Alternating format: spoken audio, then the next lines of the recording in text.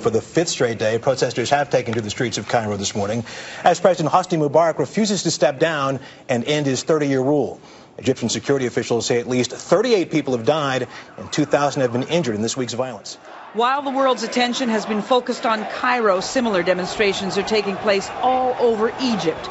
In Suez, about 2 hours away, the violent unrest is now in its fifth day, and at least 12 people have been killed.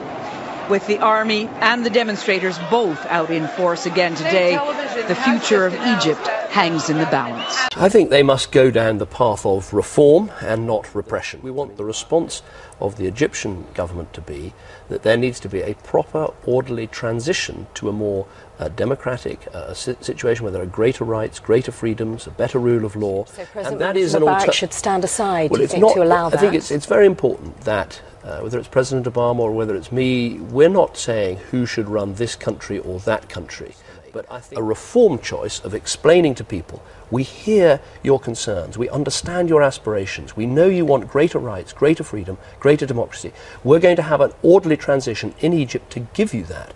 That's what we need. Right, but reform can't take place with President Mubarak still there, surely. Well, I've said what I've said, and I'm not going to be pushed further. But I think it's important we don't. I think it would be bad for Britain, for America, for others, if we are pointing the finger and trying to pick new leaders. What we should be doing is encouraging friends, and Egypt is a good friend of the United Kingdom and of America, encouraging friends to do the right thing, not the wrong thing. A distraught doctor, overwhelmed by what's happened, cries out. Bahrain's largest hospital has become a place of shock and of anger, with medical staff asking how all of this could be considered by anyone as a proportionate use of force. These people were protesting peacefully when the brutal police crackdown began. It's a massacre, by all means. People are shot because they are innocent. They haven't done anything. They were just protesting. What is this? We are in 21st century. In the hospital mortuary, the bodies of the dead. One man is missing part of his skull. Doctors say he was beaten to death. 2 others died after being peppered with shotgun bullets. Ahmed Botaki comes to pay his respects to his younger brother, Mahmoud, dead at just 22. Mr. Speaker, we have conveyed our concern about these events and the level of violence to the government of Bahrain. We are greatly concerned about the deaths that have occurred. I have this morning spoken to the Foreign Minister of Bahrain, and our ambassador spoke last night to the Minister of the Interior, in both cases to stress the need for peaceful action to address the concerns of protesters. We urge all sides to avoid violence and the police to exercise restraint. And the Bahraini government should move quickly to carry out its commitment to a transparent investigation into earlier deaths and extend this to include today's events and any alleged human rights abuses. We also recognise that Bahrain has made important political reforms alongside its growing economic success. We've strongly welcomed such steps within the context of the long friendship between Bahrain and the UK under successive governments.